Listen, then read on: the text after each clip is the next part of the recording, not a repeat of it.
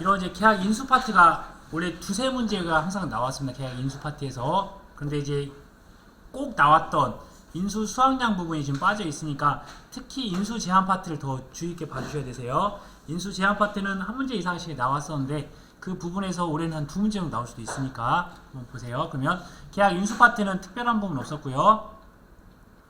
내용들은 앞에서 보셨던 게 반복적으로 나옵니다. 반복적으로 특별한 부분 없고 이제 많이들 헷갈려 하시는 부분들 그런 거 하나 설명드리면 과수원에 대한 구성 방법들 중에서 계약자 1인이 서로 다른 2개 이상의 품목을 가입하자고 할 경우에는 별개의 계약으로 각각 가입을 처리한다.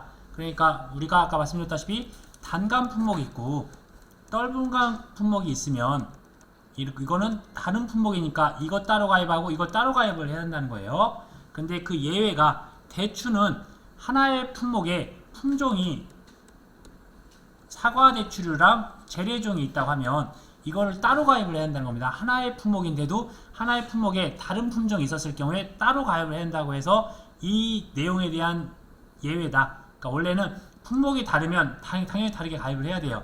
그런데 대추는 품종이 다른데 다르게 가입을 시켜야 된다고 해서 여기에 지금 예외로 나와 있는 겁니다. 뒤쪽 부분에 또 나와 있을 거예요. 나와 있네요. 대추는 사과 대추는 다른 품종이에요. 대추의 하나의 다른 품종인데 재래종과 사과 대추를 가입하려면 각각의 과수원으로 따로 가입을 해야 된다. 다른 품종인데 그래서 이런 예외가 하나 있다.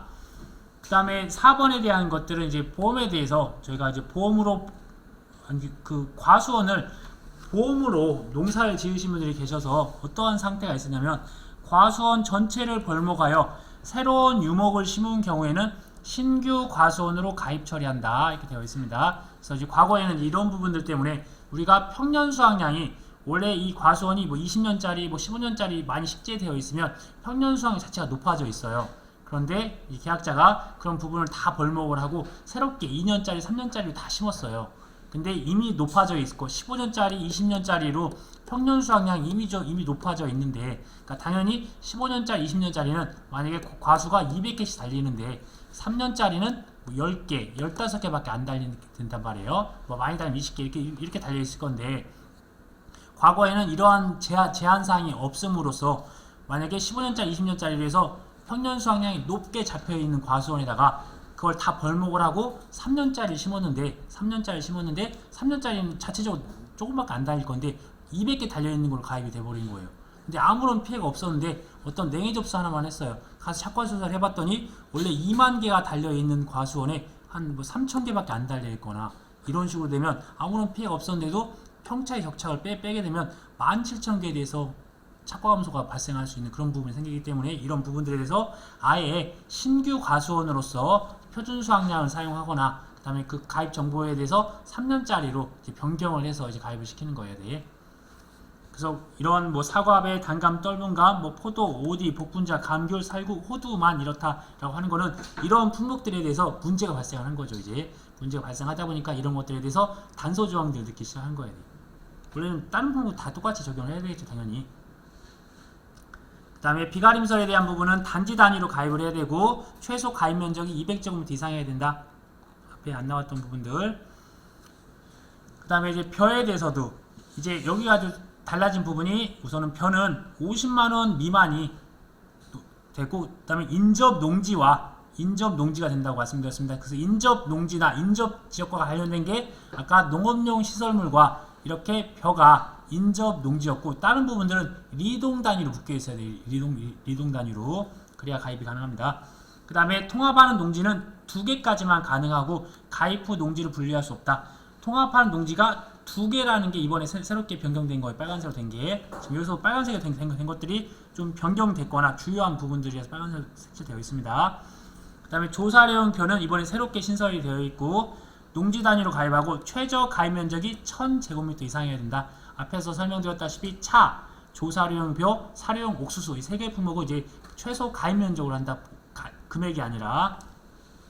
그 다음에 리동 단위 묶는 내용들은 한번 저희가 어제 모의고사 봤으니까 한번 더 패스하겠습니다. 밭장으로 해서 50만원, 100만원, 200만원 그 다음에 역시 사료용 옥수수도 최저 가입 면적이 1000제곱미터이다. 되어 있고요. 그 다음에 고추의 경우에 뒤에서 한번 보겠지만 제식 주수가 1500주부터 4000주 그 안에가 되어야 된다는 거, 그런 것만 좀 기억하시면 될 것 같으세요. 그 다음에 차도 1000제곱미터, 1000제곱미터가 3개가 이쪽에 다 나왔네요. 그 다음에 원예나 버섯에 대해서 1단지 단위로 계속 가입을 여기서 해야 된다고 하는데, 본문의 앞쪽에 1동 단위로 가입한다 그런 문구가 있어서 그 부분이 오타고 나머지가 다 맞는 것 같아요. 1단지 단위로 가입을 해야 된다. 그 다음에 해당되는 전체를 당연히 가입을 해야 되지, 저희가 일부에 대한 것만 가입하면 안 된다는 거. 가축도 마찬가지입니다. 뭐 내용들은 특별한 내용들 없으니까 특별한 건 없네요. 이때 이제 인수심사, 이게 이제 인수제한에 대한 부분들이 한 문제 또는 이제 두 문제 정도 나올 수가 있으니까 이 부분들을 보시면서 저희가 이제 계속 이 부분들은 이제 매회 모의고사나 또 기타 자료들을 제공해 드릴 계획이에요. 과수는 저희가 암기할 때 금수전, 혼가, 시판, 영농, 하천, 일기가 공통된 분모라고 했습니다. 그래서 기본적으로 혼식 같은 경우는 주 품목이 90% 이상이 있어야 된다는 거. 90% 이상이 있으면 10%가 다른 품목이 있더라도 이제 인수를 해주겠다. 그게 공통된 분모였습니다. 그 다음에 뭐 특별한 건 없고요. 쭉 보시면 될 것 같고, 이제 과수 사종에 대해서 저희가 또 수령에 대해서는 좀 차이 있게 봐주시면 좋을 것 같으세요. 수령에 네. 가입연도 기준이 어제도 그밖에 없던데 수학연도 기준 가는 게 또 뭐 플러스 1년 더 된 게 몇 품목이 있던데 그것까지 알아야 되나요?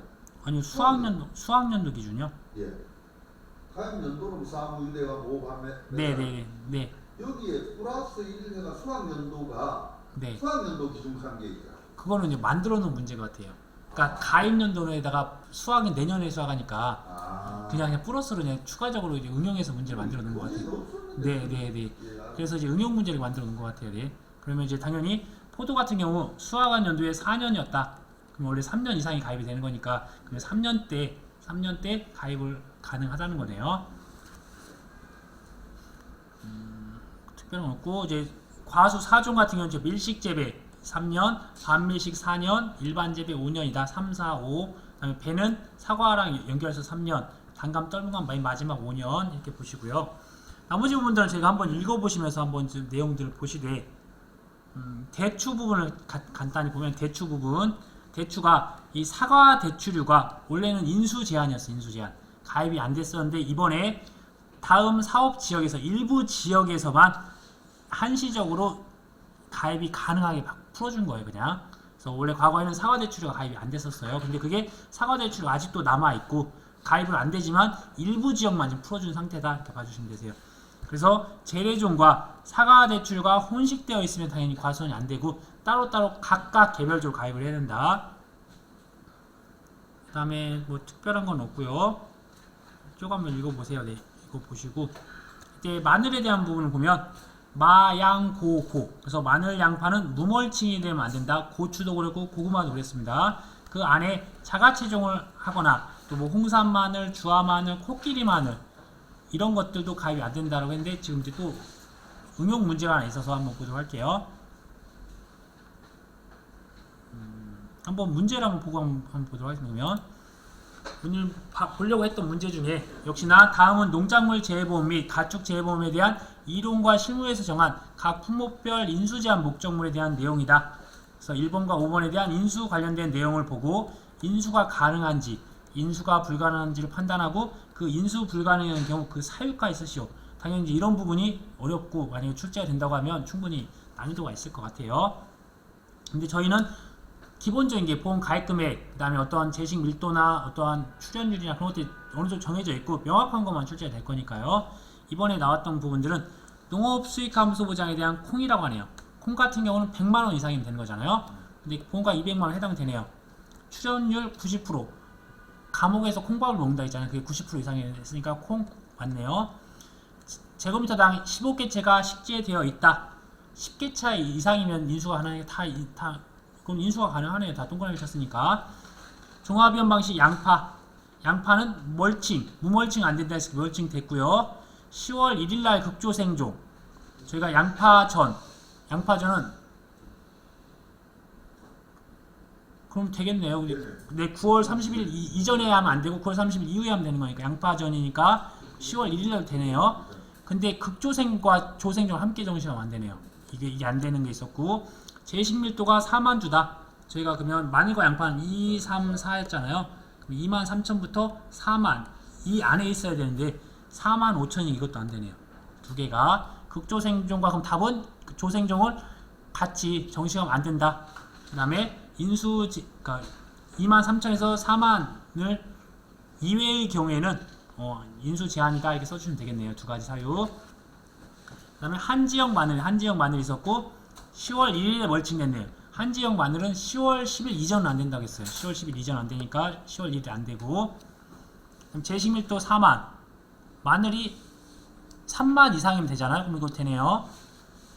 그 다음에 여기서 주화마늘이 있네요. 주화마늘이라고 하니까 그러니까 이상하게 또 어떤 품종을 주면 대부분 안 된다고 생각해 주세요. 사과 대추리만 따로 기억하시고요. 나머지 된 것들은 보험 가액 금액은 300만 원이었다 되네요. 그럼 두 가지가 안 되네요. 주화마늘은 품종이 인수 제한이었고 그 다음에 10월 1일은 안 되고 10월 10일 이후에 가능하다 이렇게 써주시면 되겠네요. 그 다음에 가을 감자 남자 안 된다고 했어요. 남자가 안 되고요. 시감자 목적도 안 되고 가을 감자는 특별히 날짜는 나와 있는 게 없어요. 날짜 나와 있는 거 없고 날짜가 나와 있는 게 봄 감자는 3월 1일 이전 그다음에 고랭지 감자는 4월 10일 이전 근데 가을 감자는 따로 특별히 나와 있는 게 없어요. 과거에는 이게 8월 31일인가 날짜가 있었는데 7월 31일인가 날짜가 있었는데 지금은 나와 있는 게 없습니다. 시감자 목적을 하면 안 되고 제식밀도는 3,500주 안 되네요. 4,000주니까 이게 세 가지가 안 되네요. 그 다음에 특정 위험에 대한 인삼, 충북 제천에서 인삼 1형이네요. 인삼 1형은 5월 1일부터 이듬해 4월 30일까지잖아요.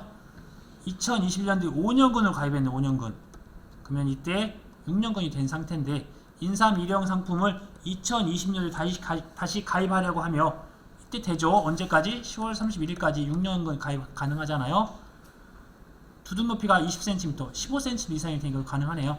내재형 인삼 재배 시설 규격에 맞는 해가림설 설치하여 재배하였다. 이것도 맞는 내용이네요. 그래서 이제 사실 이제 이런 부분들이 약간은 명확히 알고 있으면 저희가 답을 쓸 때는 우리가 아는 그 명확히 나와 있는 거에서 조건이 안 맞아서 아니면 그것들 이후에 된다, 아니면 이전에 해야 된다 그런 식으로만 써주시면 되세요. 그냥 인수 제한이 나와 있던 그 문구 그대로 저희가 답을 한번 간단히 보면. 인수가 가능하고 인수가 가능하네요. 인수 불가능. 극조생종, 조생종, 혼식에서 안 되고 제식밀도가 4만 5천 주면 안 된다. 그거는 4만 주 초과해서 인수가 불가능하다. 또는 2만 3천에서 4만 그 이외에는 안 된다. 이렇게 써주시면 되겠죠. 그 다음에 인수 불가능. 10월 1일은 마늘 한지형 안 된다. 그 이유는 10월 10일 이전에 파종하면 인수 제한이다. 주화마늘 안 된다. 됐고 인수 불가능. 남자가 안 된다. 시감자 목적 안 된다.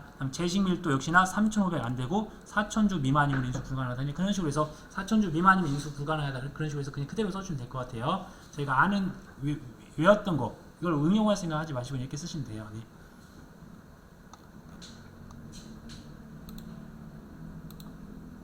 그럼 이제 해당 모의고사는 이제 가축 문제를 제외하고 이제 다 한번 나왔던 것들 다 시험에서 나왔던 거 한번 다 풀어봤고요.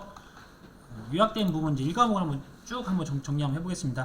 그래서 저희가 이제 이거를 기억할 때 내용들을 기억하시되 이런 것들에 대한 공통 분모, 특히 이렇게 제식 밀도, 인수 제한, 그다음에 해당되는 품목에 대한 어떤 개별적인 특징들이 있을 거예요. 그런 것들을 중심적으로 나올 거라는 거. 너무 디테일하게까지 나오기 쉽지는 않습니다. 그 다음에 공통된 거, 보험 가입 이전에 사고가 났거나 또 인수할 수 없는 상황이 발생을 했다고 하면 꼭 그 품목이 없다고 하더라도 당연히 그런 거는 기본적으로 인수가 안 되는 겁니다. 또 이미 피해가 발생했는데 그걸 가입시켜 줄 수 있는 품목은 단 한 품목도 없어요. 자, 마늘 아까 말씀드렸던 2, 3, 4로 외웠습니다. 2, 3, 4 그래서 3만 미만은 마늘 안 되고 2만 3천부터 4만 그 사이는 되는데 그 이외에는 안 된다. 그 이외에는 안 된다. 자, 양파. 그다음에 감자, 고구마는 4천이 기준인데 고랭지 재배, 고랭지 산간 지역이니까 좀 약간 비탈지 있고 밀도를 좀 낮게 3,500까지 한다. 그 다음에 옥수수 3, 4, 5, 6에 3, 4, 5, 6이었습니다. 3, 4, 5, 6. 그래서 1주 재배는 3천부터 5천, 2주 재배는 4천부터 6천. 그런데 이게 3, 5는 전남도, 그다음에 광주, 제주, 호남권만 그렇다는 거고 나머지 지역은 3,500부터 5천 이렇게 기억해 주시고요.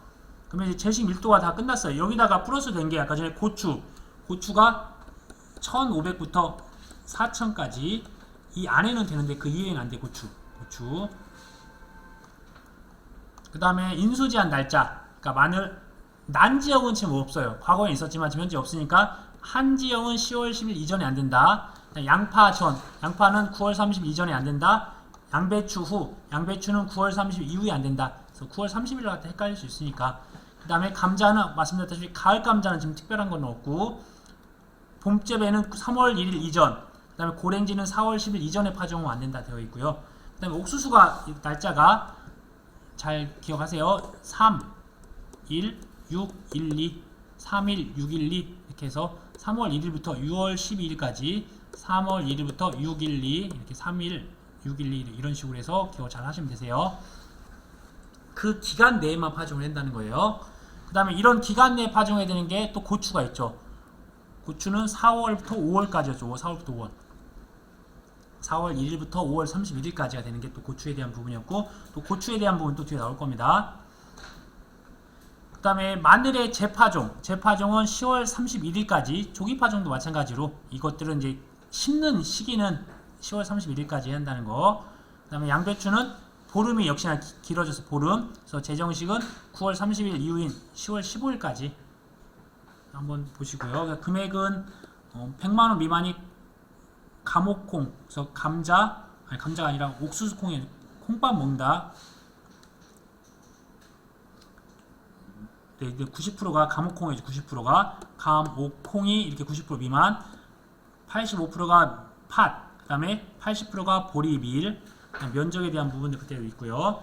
그 다음에 밭작물에 대한 부분들도 뭐 특별한 부분은 없대. 우선 벼는 논벼만 저희가 논작물이니까 논에서 자라는 벼나 논에서 자라는 밀이나 논에서 자라는 보리만 가입하지 밭에서 자라는 것들은 안 된다. 그 다음에 이런 춘파 재배 방식에 의한 봄파종, 원래는 제가 밀이나 보리는 가을에 파종해서 봄에 수확을 하는 품목들이니까 추파 재배를 해야 돼요. 그런데 이걸 이른 봄에다가 심으면 안 된다는 거예요. 그래서 춘파 재배, 이른 봄에 봄 파종은 안 된다는 거고 특별한 부분들은 없네요. 한번 내용들 보시고 생산비 보장에서 특히 저희가 암기할 거는 고추나 브로콜리 정도만 기억할게요. 고추나 브로콜리 정도 꼭 기억해 주세요. 고추 같은 경우는 노비가 직사하면 그거는 인재다 이렇게 쓰면 인재. 나머지에 대한 부분은 좀 전에 말씀드렸던 그런 거네요. 자, 노지 재배, 터널 재배 이외의 재배 작경, 그러니까 시설 재배하면 안 된다는 거예요. 노지에나 터널로, 조그만 터널로 형식으로 할 수는 있습니다. 그 다음에 비닐 멀칭 안 하면 안 된다. 그래서 무멀칭 안 된다. 그 다음에 이게 정시간 품목인데 직파하면 안 된다. 그 다음에 4는 4월부터 5월까지 심어야 된다. 그 다음에 인재다 해서 그거는 이제 인삼에 대한 것들인데 이게 6개월. 그래서 저희가 암기할 때 4, 5, 6 이렇게 보시면 돼요. 인삼은 6개월. 저희가 4월부터 5월까지는 정시간 기간. 이런 식으로 4, 5, 6 같이 기억해 주세요. 그 다음에 전체에 대한 제식 밀도가 1500부터 이 4000 그 사이만 되고 그 이외에는 안 된다. 이렇게 봐주시면 돼요. 그 다음에 브로콜리도 9월 30일 이전에 정식을 해야 되지 그 이후에는 안 돼요. 그러면 이게 브로콜리랑 양파가 똑같이 9월 30일 이전에 해야 되는 거네요. 그렇죠? 그 이후에 하면 안 되는 게 아무튼 10월 1일 이후라고 되어 있으니까 저희가 쓸 때는 그냥 똑같이 정식을 10월 1일 이후에 하면 안 된다. 이런 식으로 써주시는 거예요. 그냥 제가 이제 이걸 뭐 10월 뭐 이렇게 이유를 쓸 필요는 없을 것 같고 이런 내용들을 쓰신다. 나머지 부분들 그래서 저희가 나중에 이제 이런 당근에 뭐 미니 당근 같은 게 있다든지 아니면 과수에서도 보면 뭐 나올 수 있는 부분이 그런 것밖에 없는 것 같아요. 사실 이렇게 자두의 귀향이라는 거, 귀향 같은 경우는 워낙 커요. 자두 중에서도 워낙 크다 보니까 그런 부분을 따로 이렇게 가입을 안 시켜주는 부분이 있나 봐요. 그래서 이런 품종에 대한 것들도 한 번쯤 읽어보시고 눈에 익히고 내가 이제 입으로 계속 읽다 보면 그 내용들이 감길 거예요. 그래서 그런 것들은 이제 특별히 하지 않으셔도 그걸 쓰라고 하지는 않을 거예요. 이런 인수 제한의 사항에서 이런 문구 사항에서 저희 찾아내면 될 거니까 나머지 부분들은 특별한 내용 없습니다. 그래서 한번 이렇게 쭉 한번 보시고 무조건 한 문제 이상은 나온다 생각해 주세요. 이쪽 파트에서.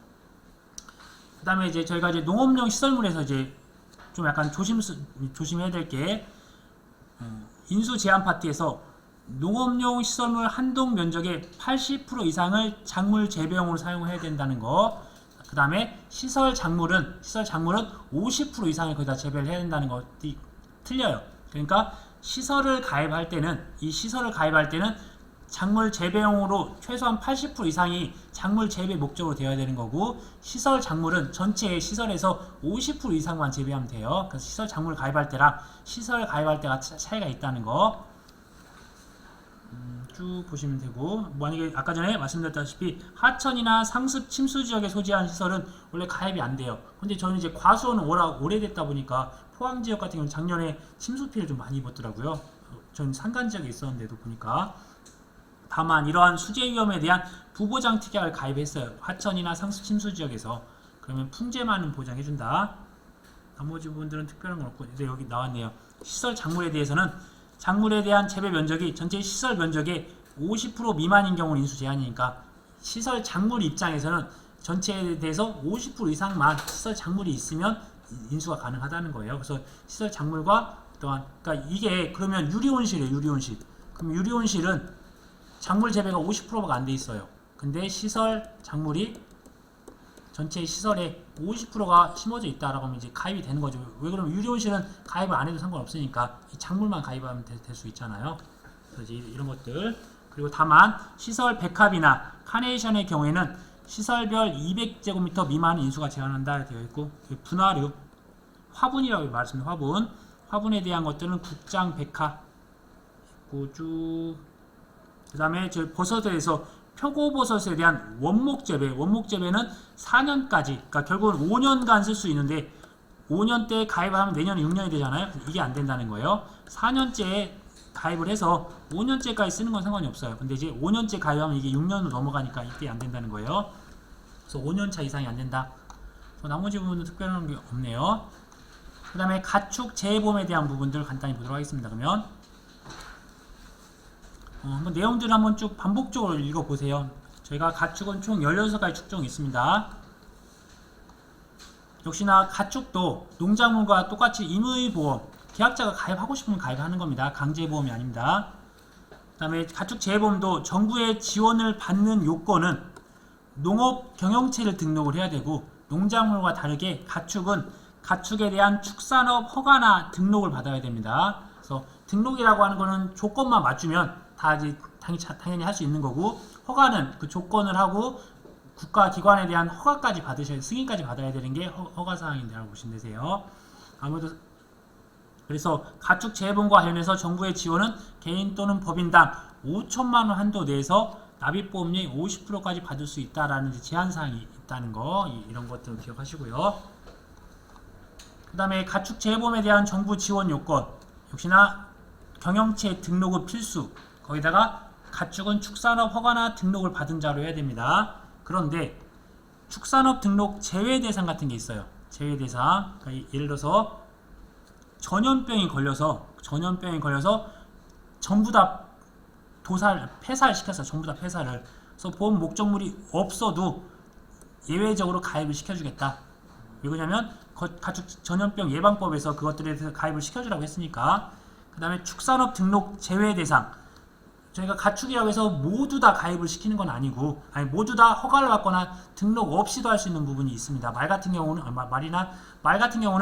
허가나 등록이 아니라 따로 마사회나 따르게 또 하는 부분이 있어서 그런 서류로 대체할 수 있는 부분이 있을 수도 있고, 일정한 면적 미만으로 할 수도 있는 부분이 있으니까 굳이 등록 안 하고 허가를 받지 않아도 그런 것들도 가능한 것들이 있다. 근데 그 부분이 이 밑에 있는 부분인데, 이런 부분들은 X 쳐주세요. 이 부분은 사실 이게 과거에 참고할 만한 사항이었어요. 그래서 너무 면적이 작아, 10제곱미터 미만은 등록 안 해도 가입시켜줄게요. 이렇게 하는 거야 돼. 그 다음에 아까 말은 마사의 등록이나 말에 대해서 다른 정보를 가입하는 게 있을 거고, 오솔이나 토끼, 꿀벌, 관상조 같은 경우는 따로 등록이나 허가하지 않는 품종이라고 보시면 되세요. 이 부분들은 등록이나 허가하지 않는 이런 것들은 등록이 제외된 품종이라고 이렇게 제가 표현을 했습니다. 그래서 닭을 키우는데 10제곱미터 미만 한 3평도 안 되는 조그만 데서 키우는데 이걸 등록을 하거나 허가를 하거나 그렇게 할 필요가 없었다는 거예요. 그래서 이러한 것들이 있었을 때는 제외하고 대신 이런 소규모더라도 보험은 가입시켜주겠다는 의도입니다. 그러나 이 축사는 축사를 가입하려면 당연히 적법한 건물이어야 돼요.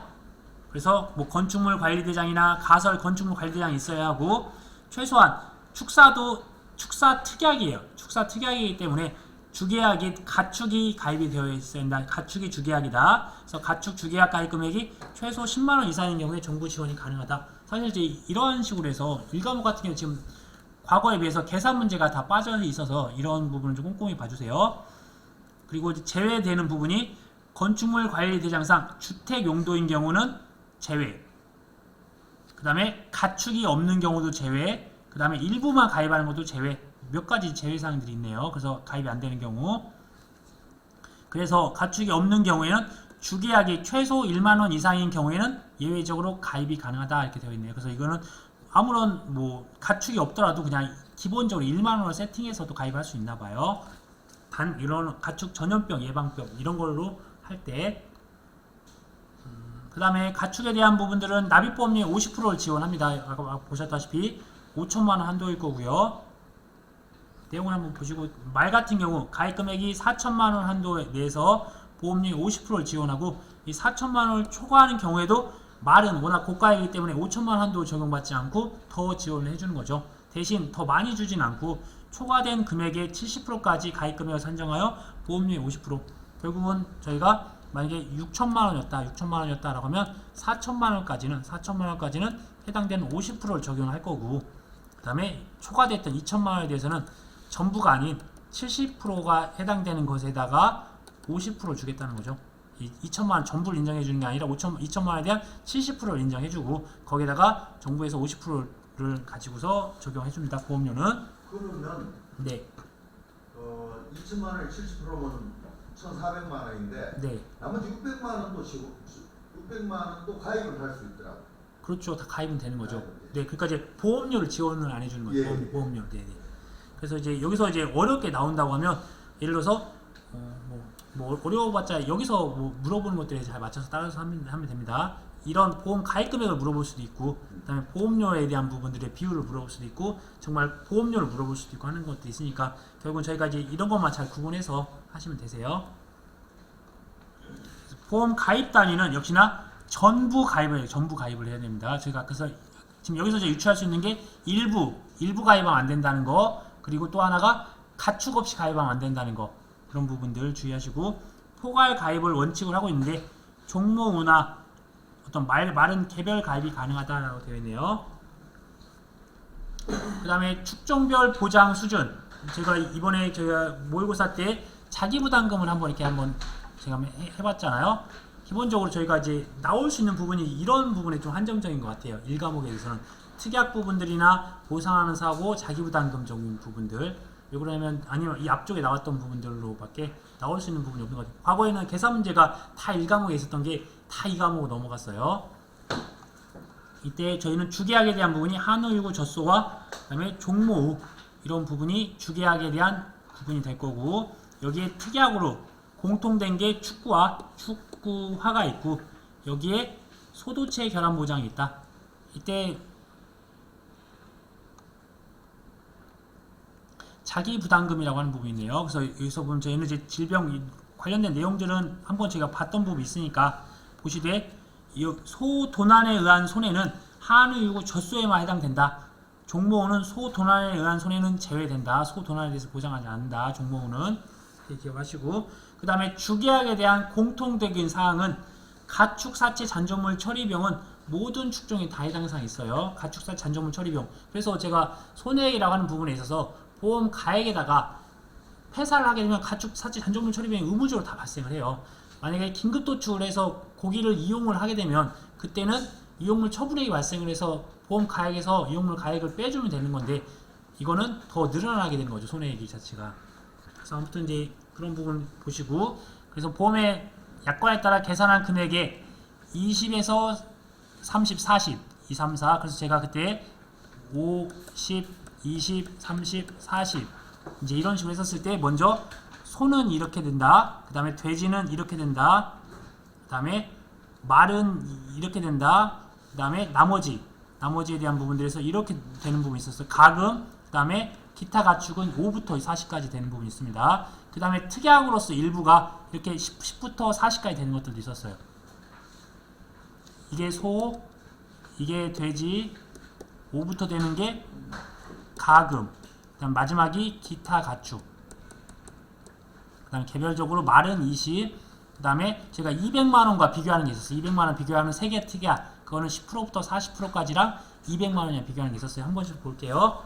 그다음 거기에 이제 소 도체 결함은 20%였고요. 그 다음에 축사 특약은 그냥 무조건 50만원 공제합니다. 50만원 공제. 나머지 부분들 역시나 돼지는 50, 20이에요. 50, 20. 그 20을 기준으로 해서 50, 20이 됐고 아까 말씀드렸다시피 그 200만원과 비교하는 것들이 있는데 그게 질병위험보장, 정리혈장주의원보장, 폭염재해보장 이 특약에 대해서는 10, 20, 30, 40 그 퍼센테이지와 200만원을 비교합니다. 그 특약이 세 가지, 특약이 세 가지. 거기에다가 돼지에 대한 질병위험에 대한 것들은 암기하셔야 되죠. TG, PD, 로타바이러스 이 세 가지는 그래서 해당되는 질병명까지 나와 있는 게 지금 돼지랑 그다음에 꿀벌 나와 있잖아요. 꿀벌도 지금 두 가지에 대한 것들. 역시나 잔존물 사체 가축사체 잔존물 처리병은 공통 분모이더라. 그 다음에 저희가 축구화가 특약에 대한 공통 분모였고요. 그 다음에 이제 가금은 5부터 40까지 여기에 전기적 장치는 좀 전에 봤던 것처럼 돼지에서 봤던 것처럼 10에서 40까지랑 그다음 200만원 이렇게 해서 좀 똑같이 되어 있고요. 폭염은 부보장이니까 특별한 건 없고요. 역시나 그 다음에 축구화 있네요. 그 다음에 말은 20%라고 했습니다. 20%. 근데 예외적인 게 있는데 예외적인 것까지는 저희가 좀 굳이 그래도 한번 참고성을 봐주세요. 모의고사는 저희 풀어봤지만 말은 우선 20% 측정이 되어 있다. 역시나 가축사체 잔존물 처리병이 공통 분모였고 이때 저희가 이제 축구화가 있습니다. 축구화가 있고 여기서 주의해야 될 게 이 경주마 보험기간 설정에 관한 특약이라는 게 있다. 그래서 우리가 만약에 예를 들어서 오늘이 7월 17일인데 7월 17일 날 보험을 가입을 하면 저희가 8월 16일 이게 1개월 이내에 대해서는 질병에 대한 폐사가 있으면 이거는 면책이다 라고 하는 조항이 있었어요. 1개월 이내에 대한 면책. 위에도 있겠죠. 여기 보면 이쪽에 없네요.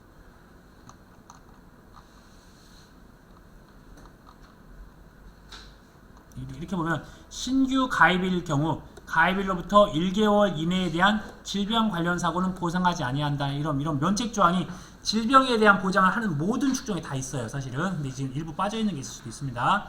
이런 조항이 있었는데 그럼에도 불구하고 이러한 경주마인 경우에는 보험기간에 대한 설정에 관한 특약으로서 이런 질병으로 폐사를 하더라도 면책되지 않고 보상을 해주겠다는 겁니다. 그래서 주계약을 보상하는 사고를 보장한다. 그래서 해당되는 문장을 한번 꼼꼼히 잘 읽어보세요.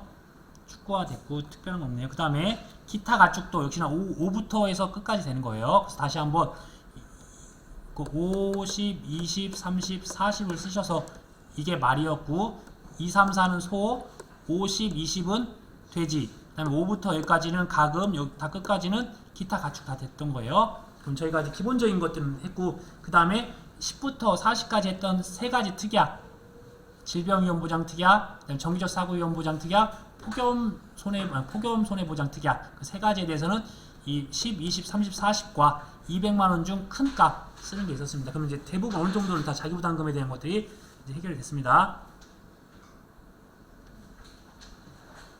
그 다음에 이제 병에 대한 것, 꿀벌에 대한 병에 대한 것들. 그러면 저희가 농작물에 있었던 4가지 품목에 대한 병충해 이름들, 그 다음에 가축에 있는 5가지 병에 대한 이름들을 저희가 봤어요.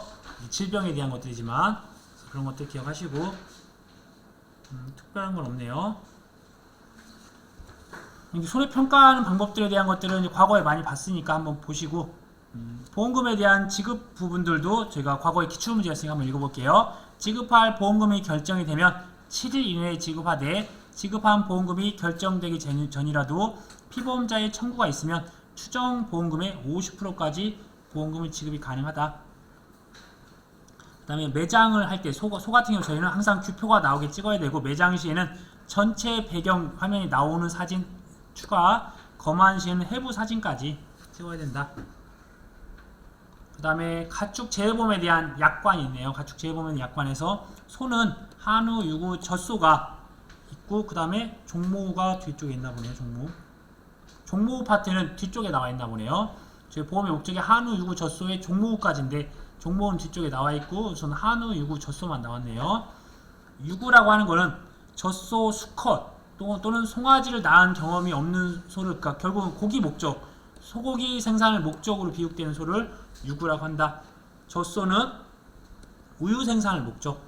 그다음에 한우도 역시나 고기를 사용을 목적으로 하는데 뭐 체질이 강하고 성질이 온순하며 누런 갈색의 우리나라 재래종 소이다라는 문구가 있어서 봤고요. 그다음에 소가 1년 이내 출하 예정인 경우, 그러니까 소가 이제 어느 정도 뭐라고 해야 되죠? 어떤 유구 같은 경우 이제 25개월 그 전후로 해서 다 출하가 되니까 그래서 있지만 그래도 대략 소 이력제에 대한 현황에 대해서 70% 이상을 사고 언제 날지 모르기 때문에 만약에 15개월짜리 지금 15개월짜리인데 25개월 때쯤에 다 출하를 한다고 얘기를 해요. 그러면 10개월이라도 보장을 받아야 되니까 이 10개월에 보장 받아야 되니까 이 전체 소에 대해서 한 70% 이상 포괄적으로 가입을 한다라고 하면 전체에 대해서 가입을 시켜주겠다. 또 인수제한이 있네요. 인수제한. 생후 15일령부터 13세 미만까지 보험 가입이 가능하다. 그러면 아까 나왔던 게 일부 보험 안 되고 가축 없이 가입이 안 되고 그 다음에 생후 15일령 미만 또는 13세 이상은 또 인수 제한이 안 됩니다. 그래서 이런 상황들을 주고 뭐 이런 것들인데 가축 가입이 가능하냐 그런 부분이 있습니다. 그런데 가축은 이게 주계약이니까 축사 특약이니까 가입을 해도 되고 안 해도 돼요. 그래서 가축은 축사가 적법하지 않아도 축사만 있으면 가입이 돼요. 근데 축사는 가입을 하려면 이게 적법을 해야 된다. 그런 것도 좀 문구상에 가축은 축사만 있으면 돼요. 이 축사 자체가 적법하지 않더라도 가축은 가입하는데 문제가 되진 않아요. 축사 가입 안 하면 되니까. 근데 축사를 가입하려면 축사가 적법한 시설에 가입이 된다.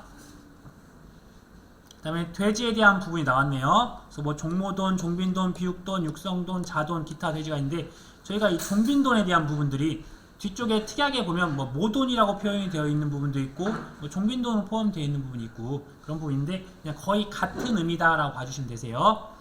저희가 종빈돈, 즉 엄마 돼지로서의 역할을 하지 못하는 걸 뭐라고 하냐면 저희가 비육돈이라고 하는 거니까 모돈도 엄마 역할을 하는 모돈이라고 봐주시면 좋을 것 같으세요. 그러니까 과거에 모돈에 대한 가액이 얼마였냐면 70만원, 70만원. 지금 현재 보면 이 70만원에 대한 가치가 종빈돈이 가지고 있거든요. 그래서 거의 유사한 의미로 쓰고 있다 생각을 해주셔야 되세요. 네.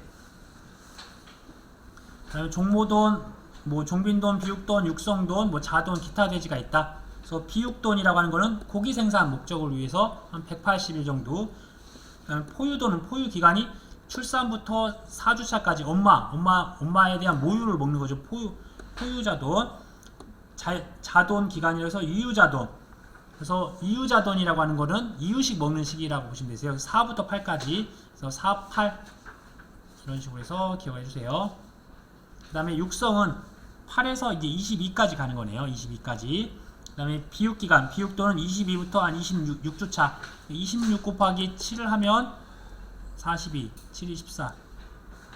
180일 정도 되는 거잖아요. 180일. 그러니까 비육돈이라고 하면 180일 정도 길러진 게 비육돈이고 그 다음에 여기서 비육기간은 22주부터 26주까지 26주가 되면 이제 180일로 된다는 부분들. 여기 보면 종돈이라고 하는 부분들은 이렇게 종모돈과 종빈돈을 다 같이 합쳐서 하는 겁니다. 종돈.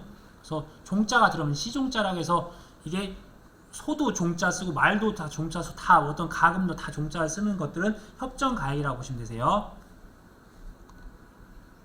가금 부분도 역시나 보면 이 병아리 생산을 위해서 종란을 생산한 닭을 종계라고 하고, 그 다음에 계란을 목적으로 하는 거를 산란계, 산란계에 대한 부분은 어차피 제가 지금 다 쭉쭉 읽어 나가는데 이게 이 과목에 계산식이 다 있어요. 계란 생산 목적이 산란계. 그래서 산란계 같은 경우는 앞으로 이 닭이 얼마만큼 달걀을 낳을 수 있는지를 가치를 갖다가 판단했었잖아요. 그다음 육계 고기 목적, 토종닭, 우리나라에서 자라고 있는 재래닭 이런 식으로 되어 있고, 역시나 종모, 종마라고 하는 거는 종모마, 그러니까 이게 아빠마, 시수말, 씨앗말, 종빈마. 그래서 저희가 종빈, 종모 다 하는데 그 뒤에다가 말이면 마, 그다음에 돼지면 돈, 어떠한 가금면 가금, 뭐 이런 식으로 붙여주면 되시는 거예요.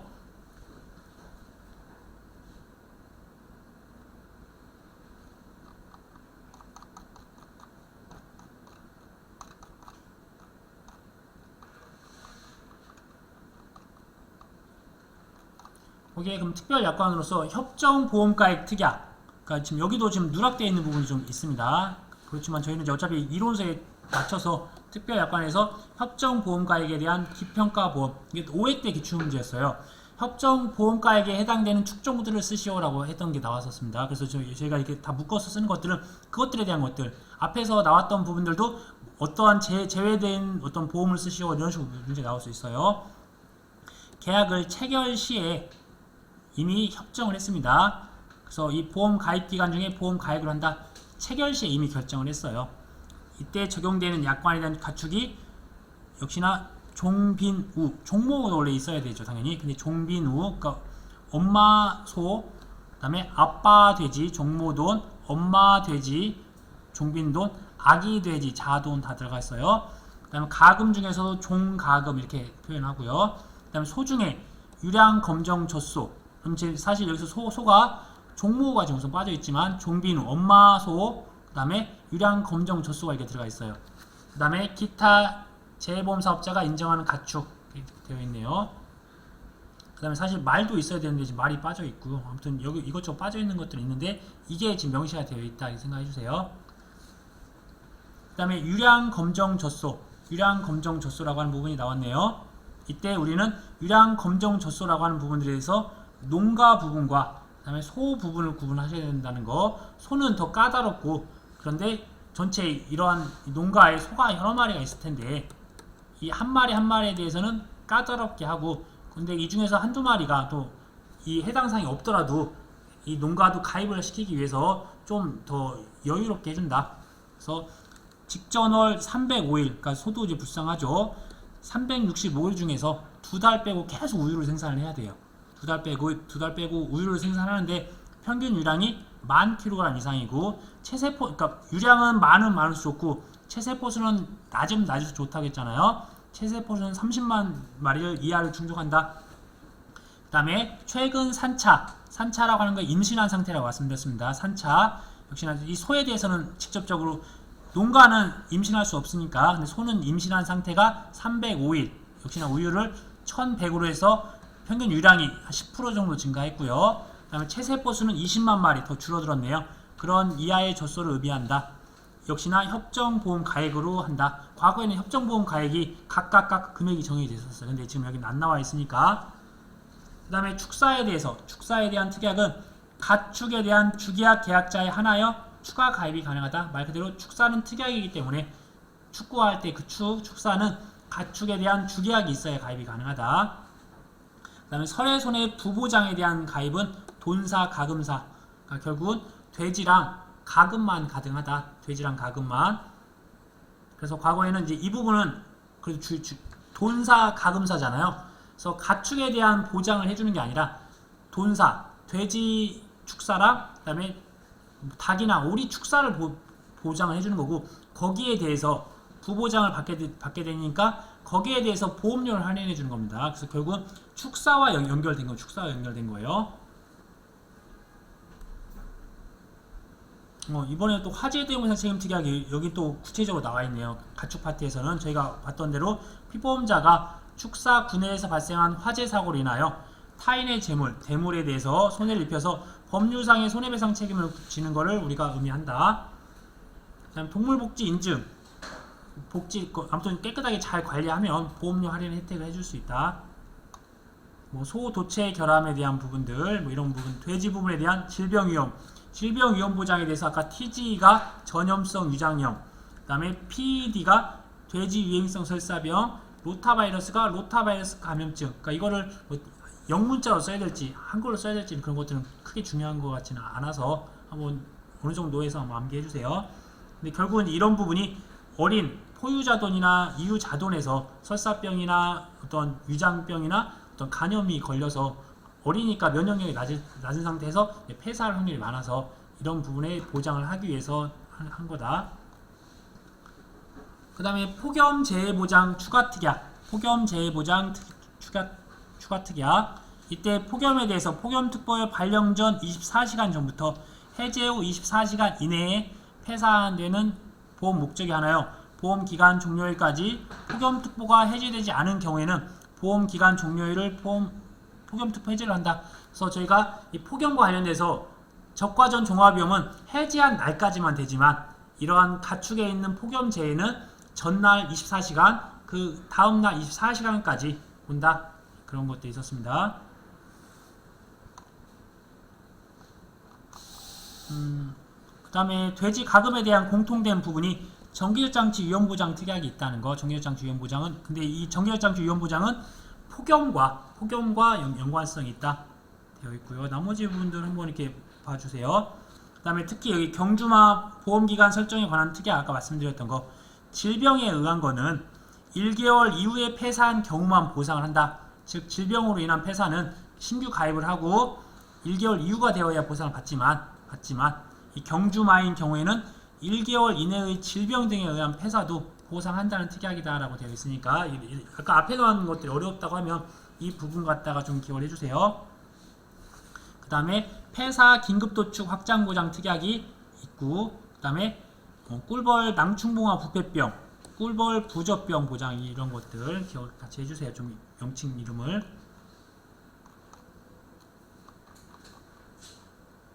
그 다음에 가축 재해보험에 대한 계약들이 있네요. 그래서 아까 말씀드렸던 종모우나 이런 말에 대한 부분은 개별 가입을 한다는 건 거의 협정 가입으로 다 가입을 합니다. 그래서 포괄 가입이라고 하는 부분들과 차이가 있는데 나머지 부분은 이제 포괄 가입이에요. 근데 제한이 없다 하는 부분이 종모돈, 종빈돈, 아까 전에 뭐 자돈 이런 부분들은 따로 이제 개별적으로 협정 가입으로 보험 가입할 거고요. 혹시나 말 같은 경우는 다 전부 다 그럴 거고요. 그래서 역선택 방지를 위해서 가축보험은 전부 가입을 원칙으로 한다. 그러면 여기에서는 가축도 그렇고 그 다음에 축사도 마찬가지로 전부 가입이 원칙입니다. 근데 예외적으로 종모인 소와 말의 경우에는 개별적으로 가입이 가능하다. 그 다음에 소의 경우 아까 1년 이내 출하 예정인 경우 소 이력제 현황의 70% 이상을 가입하면 이제 포괄적으로 가입을 시켜주겠다. 가입 금액은 시간이 경과함에 따라서 월령이 늘어나면서 또 무게가 계속 늘어나잖아요. 그래서 가액 자체가 수시로 변하고 무게도 늘어나지만 가격도 매달 다르잖아요. 그래서 이게 수시로 변화하기 때문에 이러한 가액 시점에 이런 재해보험 사업자가 이게 가격이 어떻게 변동이 될 거고 이 축종이 무게가 어느 정도 변하게 될 거니까 기준 가액을 어느 정도 선에서 왔다 갔다라고 이렇게 얘기를 할 겁니다. 그러면 이제 보험 사업자가 제시하는 기준 가액이 있으면 이게 어디서부터 어디까지라고 하면 이걸 실질적으로 보험 계약자가 임의로 한 중간 정도 되는 보험 가액 금액을 결정한다. 나머지 부분들은 특별한 것들은 없으니까 한번 보시고요.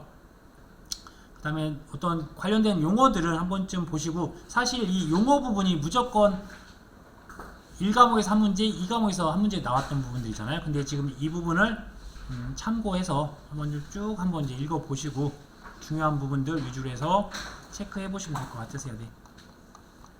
오늘은 여기까지 마무리.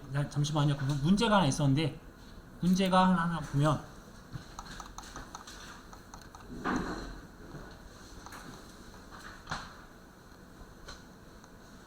어떤 아래는 농작물 재해보험 및 가축 재해보험 손해평가의 이론과 실무에서 정하는, 그러니까 이분은 또 이렇게 해서 다 쓰셨어요. 그냥 아무튼 저는 그냥 이론서라고 약칭을 썼고요. 아무튼 이런 명칭이 나와서 정하는 가축 재해보험의 손해평가에 대한 가금에 대한 설명이다. 아래의 내용을 보고 물음에 답하시오. 간단한 내용들이었는데 이게 보상을 할지 미보상할지라 물어봤던 거네요. 타격구 가금이었고 폭염이 왔네요. 폭염이 왔는데 폭염특보 발령일이 8월 2일 13시였고 폭염특보 해제일이 8월 8일 22시였다. 그러니까 이런 시간까지 저는 구체적으로 해야 될지는 잘 의문이긴 하지만 아무튼 출제하셨으니까 폭염 손해 발생일이 8월 10일 14시더라. 그러니까 해제일 기준으로 하는 거죠. 해제일 기준으로 했었을 때 이때 폐사가 1200마리 있었다. 이거를 보상할 거냐 말 거냐가 문제네요. 아까 교재에 나와 있는 대로 가면 8월 8일 22시면 8월 8일 22시부터 8월 9일 22시 이때까지 24시간에 대한 보장을 받을 거니까 그런데 이거는 8월 10일이네요.